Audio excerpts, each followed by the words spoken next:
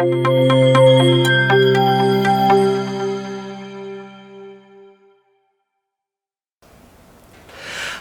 வணக்கம். ஸ்மிருதி அகாடமியிலேருந்து உங்கள் தம்பையா பேசுகிறேன்.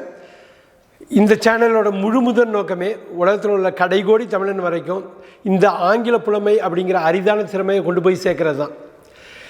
இந்த வீடியோ நம்ம பார்க்க போகிற வீடியோ 17வது வீடியோ. சென்டென்ஸ் ஃப்ரேம் பண்ணுறதுக்கு, அதாவது சென்டென்ஸ் வாக்கியத்தை அமைக்கிறதுல 17வது வீடியோவாக இது இருக்குது. இதுக்கு முன்னாடி 16 வீடியோ நம்ம ப்ரொடியூஸ் பண்ணியிருக்கோம். நீங்கள் எல்லாம் பார்த்துருப்பீங்கன்னு நினைக்கிறேன். அப்படி நீங்கள் பார்க்கலன்னா கட்டாயமாக அந்த 16 வீடியோ 1 to 3னே போட்டிருக்கோம். 16 வீடியோ பார்த்துட்டு இந்த வீடியோவுக்கு வாங்க. ரொம்ப ஈஸியாக இருக்கும்.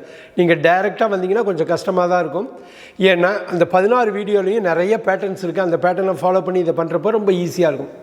நம்ம இந்த வீடியோவை பார்த்துட்டு எல்லா வீடியோவும் பார்த்துட்டு 17வது வீடியோவுக்கு ரெடியாக இருக்கவங்க அவங்களோட சேர்ந்து இந்த வீடியோக்குள்ளே போகலாம். இந்த 17வது சென்டென்ஸ் ஸ்ட்ரக்சர் அப்படிங்கிறது சிம்பிள் பாஸ்ட்டுக்கு அப்புறம் வர்ற past continuous passive voice. 17 past continuous passive voice. இதை எப்படி நம்ம ஈஸியாக நம்ம ஃப்ரேம் பண்ணலாம் அப்படின்னா, ப்ரெசன்ட் கண்டினியூஸ் பாசிவ் வாய்ஸ்லேருந்து ஈஸியாக ஃப்ரேம் பண்ணிடலாம். அதாவது வீடியோ நம்பர் 14 நீங்கள் பார்த்தீங்க அப்படின்னா, a letter is being written by மீன்னு இருக்கும். என்னால் ஒரு கடிதம் எழுதப்பட்டு கொண்டிருக்கிறது அப்படின்னு இருக்கும். அதை அப்படியே அந்த இஸ்ஸை எடுத்துகிட்டு வாஸ் போட்டால் போதும். பாருங்கள், எ லெட்டர் இருக்குது சப்ஜெக்டாக, ஆப்ஜெக்டாக வந்து பை மீ இருக்குது. குறிப்பாக இந்த வேர்பு எப்படி மாறுதுன்னு பாருங்கள். Was being written by me, was being written by me. என்னால் ஒரு கடிதம் எழுதப்பட்டு கொண்டிருந்தது, என்னால் ஒரு கடிதம் எழுதப்பட்டு கொண்டிருந்தது. பாருங்கள், ரொம்ப சிம்பிள். வாஸ்னா இருந்தது, பீயின்னாலும் இருக்கிறது இருந்தது தான். வாஸ் பீயிங்னு 2 வார்த்தை சேர்ந்து வருது, ரொம்ப முக்கியம். எகைன் அங்கே a letter is being written by மீன்னு இருந்தது, a letter was being written பைன்னு மாறி இருக்கு.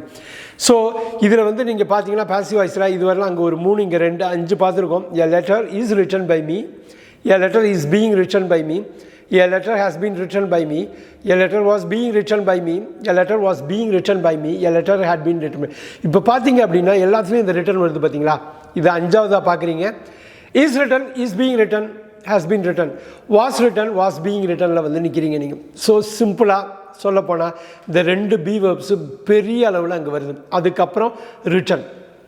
நீங்கள் என்டையர் பாசிவ் வாய்ஸை நீங்கள் எடுத்து பார்த்தீங்கன்னா 13லேருந்து 20 வரையிலும் ஒரு மெயின் வேர்ப் இருக்கும். அந்த மெயின் வேர்ப் எப்பயுமே V3 தான் இருக்கும். V3னா உங்களுக்கு என்னென்னு தெரியும். V1 right, V2 road, V3 return. எப்பயுமே V3 இருக்கும். அப்புறம் நீங்கள் பார்த்தீங்கன்னா 1 இல்லைன்னா 2 பி வேர்ப் இருக்கும். அப்போ அந்த பி வேர்பு எவ்வளோ முக்கியம் நீங்கள் பாருங்கள். அதேமாதிரி ஆக்டிவ் வாய்ஸ்லையும் பார்க்கலாம். பி வேர்பு எங்கே பார்த்தாலும் கொட்டி சதறி கிடக்கும். அப்போ பி வேர்பில் உங்களுக்கு ஒரு ஹேண்டில் இருந்துட்டாலே சென்டென்ஸ் ஃப்ரேமிங்கில் உங்களுக்கு ப்ராப்ளம் இருக்காது. நிறைய பேர் என்கிட்ட கேட்குறதா தான் இந்த பி வேர்பு என்ன பண்ணலாம். ஒரு வகையில் டூ டிட்லேருந்து ஹேவ் ஹேட் வரலாம், எல்லாமே பி வேர்பு தாங்க. இஸ் வாஸ் ஆர் வேர் இதில் மட்டும் நீங்கள் ஹேண்டில் வச்சுங்க. Again you will do great. நம்ம going back to this particular structure. வாஸ்னு ஒரு பி வேர்ப் இருக்குது, பீயிங்னு ஒன்று இருக்குது. என்னால் ஒரு கடிதம் எழுதப்பட்டு கொண்டிருந்தது. 2 letters were being written by me. 1 letter was being written by me. So was written by me எப்பொழுதும் போல as you, him, her, it, them அப்படின்னு நீங்கள் போகலாம். So 1 letter was being written, 2 letters were being written, some letters were being written. So இது உங்களுக்கு இந்த structure புரியும்னு நினைக்கிறேன். இதோட 2வது வகையை நம்ம இப்போ பார்க்கலாம். 2வது வகை வந்து நாட் போடுறது தான். ரொம்ப ஈஸி உங்களுக்கு எப்படி போடுறதுன்னு. எ லெட்டர் ஃபஸ்ட்டு சப்போர்ட்டிங் வேர்புக்கு அப்புறம் நாட் நீங்கள் போட்டிங்கன்னா அது நெகட்டிவாக மாறும். A letter was not being written by me. பாருங்கள், இந்த வாஸ் பீயிங் ரிட்டனில் அந்த நாட்டை மட்டும் சேர்க்குறீங்க. A letter was not being written by me. அதே சமயத்தில் 2 letters were not being written by me.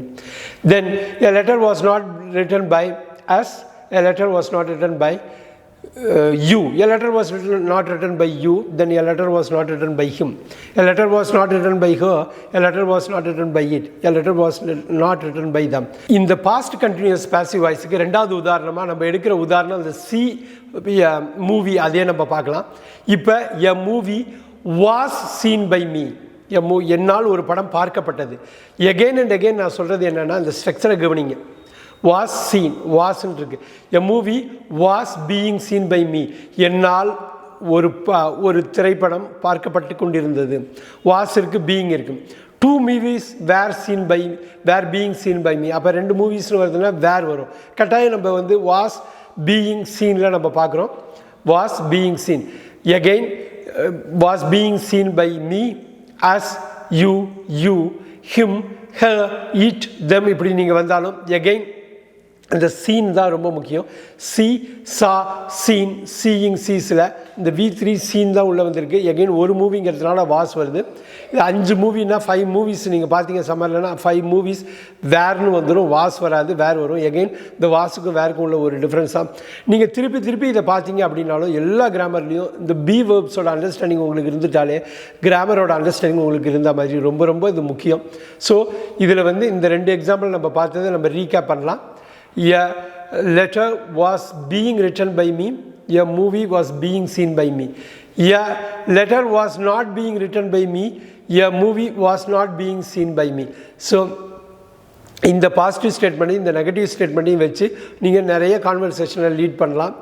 டெஃபினட்டாக உங்களுக்கு வந்து கொஷின்ஸ் இருக்கும். இந்த கொஷின்ஸுக்குரிய உங்களுக்கு என்ன கொஷின்ஸ் வந்து இந்த சென்டென்ஸ் டைப்பில் இருந்தாலும் கட்டாயமாக நீங்கள் காமெண்ட் செக்ஷனில் கொடுங்க, நாங்கள் ஆன்சர் பண்ணுறோம். ஸோ உங்களுக்கு இந்த ஸ்ட்ரக்சருக்கு தெளிவாக புரியுதுன்னு நினைக்கிறேன். எகெயின் நான் சொல்ல வர்றது இந்த பி வேர்ப்ஸில் ஃபோக்கஸ் பண்ணுங்கள். எப்பயுமே பேசிவ் வாய்ஸ்னாக்கா இந்த மெயின் வேர்ப் வந்து V3 தான் இருக்கும். கட்டாயமாக உங்களுக்கு V3 பேசிவ் வாய்ஸ் இப்படியெல்லாம் இலக்கண வார்த்தைகள் பயன்படுத்த கஷ்டமாக இருக்குன்னா டைரெக்டாக ஸ்ட்ரக்சருக்குள்ளே போயிடுங்க, சிம்பிளாக அதை சொல்லிவிடுங்க. ஸோ இதுதான் இந்த இதோட வந்து உள்ளடக்கம். இந்த பர்டிகுலர் வாய்ஸ் இந்த structure number 17 past continuous passive voice. இதை டெஃபினட்டாக உங்களுக்கு வந்து இதில் வந்து உங்களுக்கு டவுட் வரலாம். டவுட்டு வந்ததுன்னா கட்டாயமாக காமெண்ட் செக்ஷனில் என்டர் பண்ணுங்கள். அந்தந்த டவுட்டுக்கு இது வரலும் வந்து எல்லா 17 வீடியோஸ்லேயும் என்ன டவுட் வந்தாலும் நீங்கள் எழுதுங்க, நான் ரிப்ளை பண்ணுறோம். நீங்கள் எந்த 17 வீடியோவில் வேணாலும் எழுதலாம், நாங்கள் எல்லாத்தையும் மானிட்டர் பண்ணுவோம், எல்லாரையும் பார்த்துட்டு நாங்கள் ஆன்சர் பண்ணுறோம் கட்டாயமாக. இந்த வீடியோ உங்களுக்கு பிடிச்சிருந்ததுன்னா உங்கள் ஃப்ரெண்ட்ஸுக்கு ஷேர் பண்ணுங்கள், லைக் பண்ணுங்கள், கட்டாயமாக சப்ஸ்கிரைப் பண்ணுங்கள். மோஸ்ட் ஆஃப் ஆல் இன்னும் உங்களுக்கு 3 ஸ்ட்ரக்சர் இருக்குது. 17 முடிச்சிட்டோம், 18, 19, 20 இருக்குது. கூடிய விரைவில் அந்த வீடியோவும் உங்களுக்கு கொடுக்குறோம். ஸோ பெல் ஐக்கானை நீங்கள் ப்ரெஸ் பண்ணிங்கன்னா அதுக்குரிய நோட்டிஃபிகேஷன் உங்களுக்கு வரும். கட்டாயமாக அடுத்த வீடியோ நம்பர் 18 விரைவில் நாம் சந்திப்போம்.